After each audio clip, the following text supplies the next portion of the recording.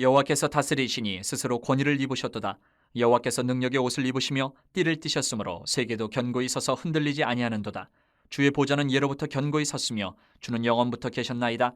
여호와여, 큰 물이 소리를 높였고 큰 물이 그 소리를 높였으니 큰 물이 그 물결을 높이나이다. 높이 계신 여호와의 능력은 많은 물소리와 바다의 큰 파도보다 크니이다. 여호와여, 주의 증거들이 매우 확실하고 거룩함이 주의 집에 합당하니 여호와는 영원 무궁하시리이다. 여러분, 세상을 움직이는 힘이 무엇일까요? 대부분의 사람들은 어떤 위대한 사람이나 정치가나 경제가나 위대한 영웅들, 어떤 이런 눈에 보이는 어떤 사람들, 인물들을 탁 떠올립니다. 그리고 그 사람들을 존경하고 그 사람처럼 되려고 따라가기도 합니다.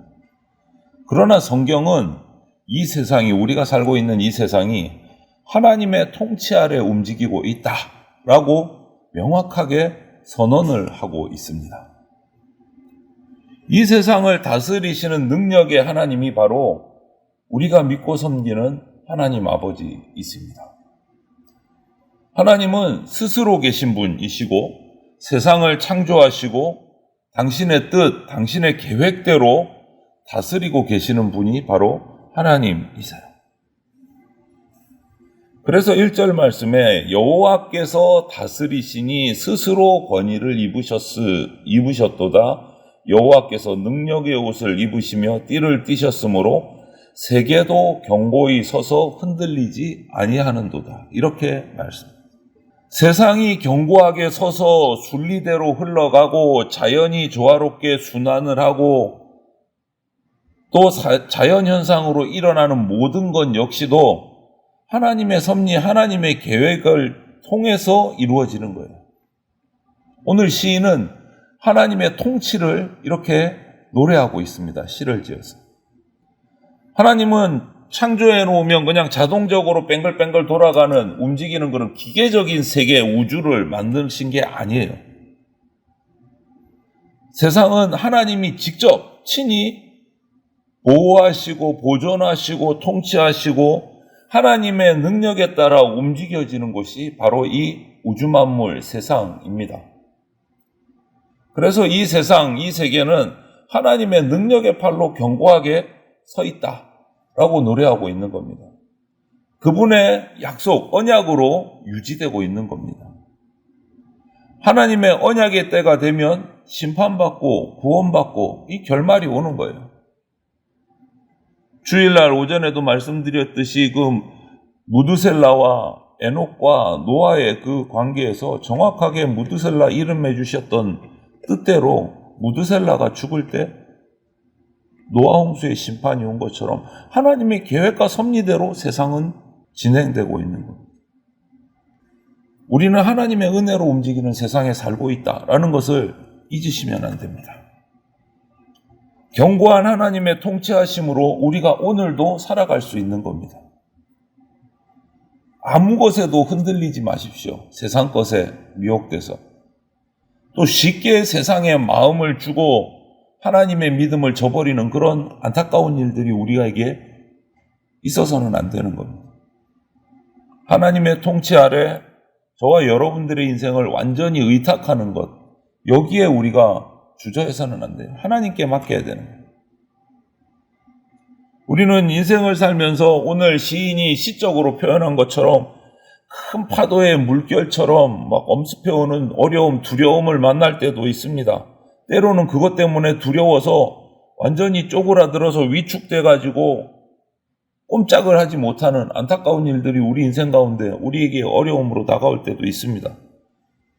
그러면 우리는 그냥 좌절합니다. 슬퍼합니다. 어쩔 줄 몰라 합니다. 하지만 그 절망의 순간에도 우리가 기억해야 할 것은 이 세상의 주관자 되신 하나님, 그 큰 물과 큰 파도보다 더 크신 분이 우리의 하나님 아버지시다. 이것을 우리가 잊어서는 안 돼요. 어떤 상황 속에서도. 보십시오. 풍랑이는 바다에서 어쩔 줄 몰라 하던 베드로와 제자들, 베드로가 주님만 바라보고 뛰어드니까 물 위를 걸을 수 있었어요. 그런데 주님과의 시선이 딱 흐트러지는 순간 물속으로 빠져들어갔어요. 여기서 받는 교훈이 뭡니까? 하나님께만 집중해야 된다. 주님께 눈을 맞추고 주님이 내 주인이심을 고백하고 주님께만 집중하면서 살아가면 성난 파도를 잠잠하게 하시는 그 주님의 능력으로 우리는 안전할 수 있다. 그래서 하나님을 믿어야 된다. 신뢰해야 된다. 이 세상에 나에게 절망을 주고 큰 파도처럼 덮쳐오는 고난이 있더라도 주님만 바라보고 바로 서면 무리를 걸을 수 있다. 그 고난이를 걸어갈 수 있다. 하나님의 능력을 축소시키지도 말고 불신하지도 마십시오. 무리를 걸으시는 분이시고 성난 파도를 말씀 한마디로 잠잠케 하는 분이시고 그 말씀으로 이 세상 우주 만물을 창조하신 분이십니다. 그 하나님의 능력을 바라봐야 돼요.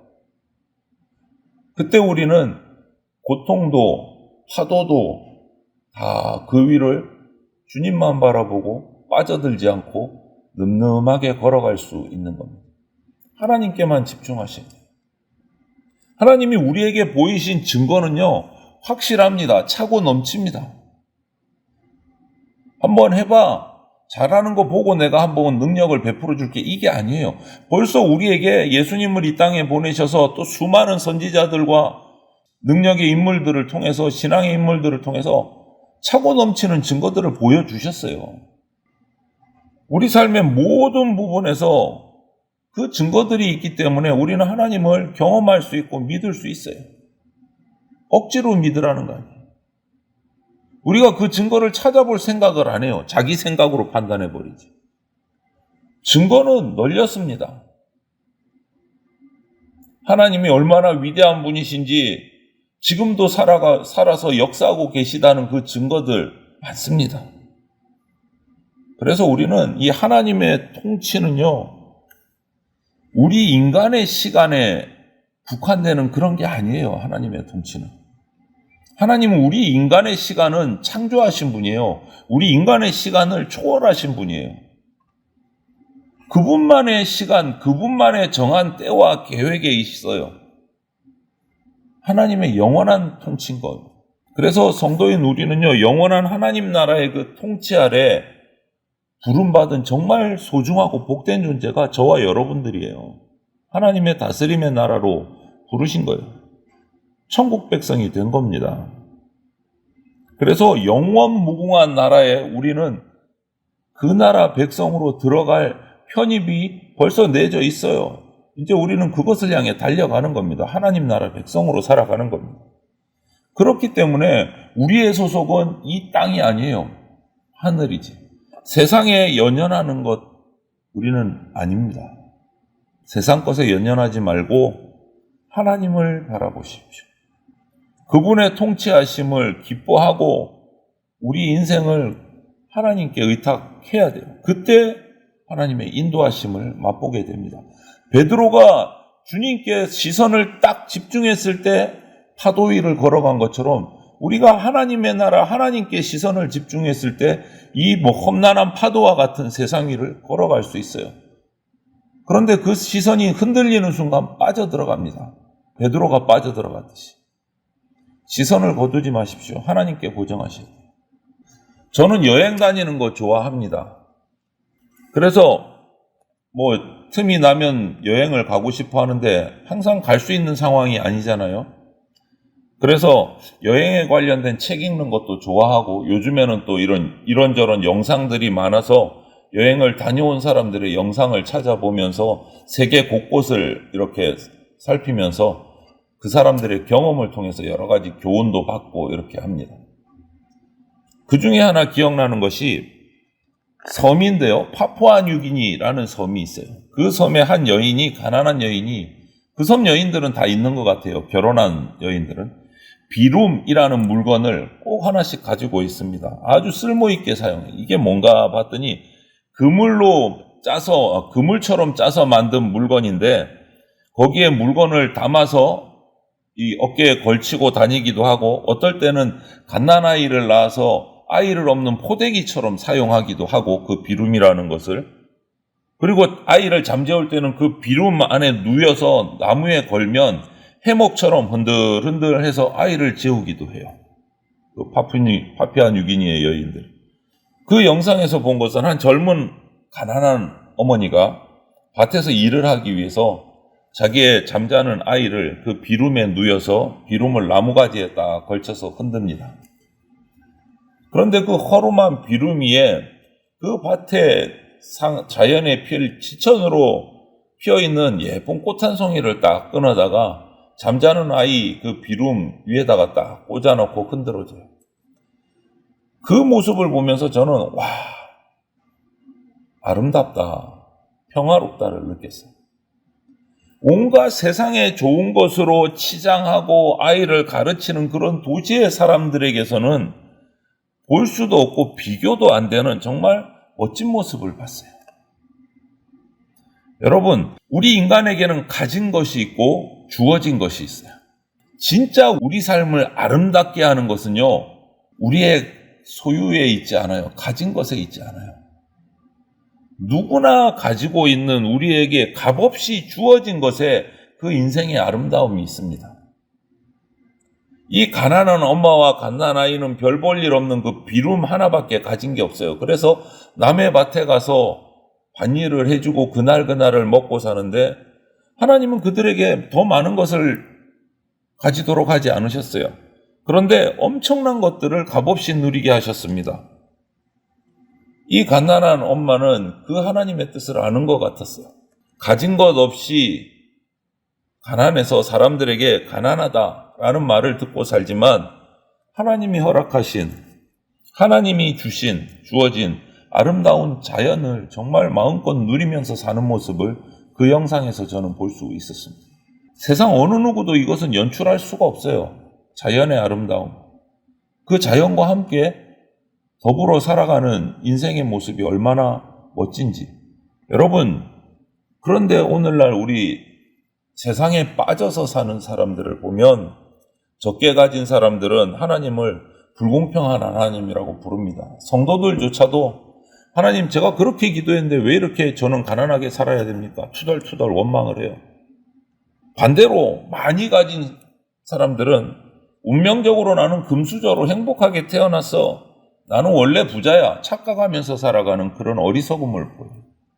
둘 다 문제인 거예요. 둘 다 어리석은 거예요. 그러나 우리의 삶은 많이 가진다고 풍성해지고 행복해지는 게 아니다. 만물과 나를 창조하시고 다스리시는 그 영원무궁한 하나님께로부터 받은 것, 주어진 것, 그것을 만족하고 누리고 감사하면서 살아갈 때 우리의 인생은 아름답고 풍성해집니다. 더 가지려고 발버둥 치는 데서 행복해지는 게 아니다.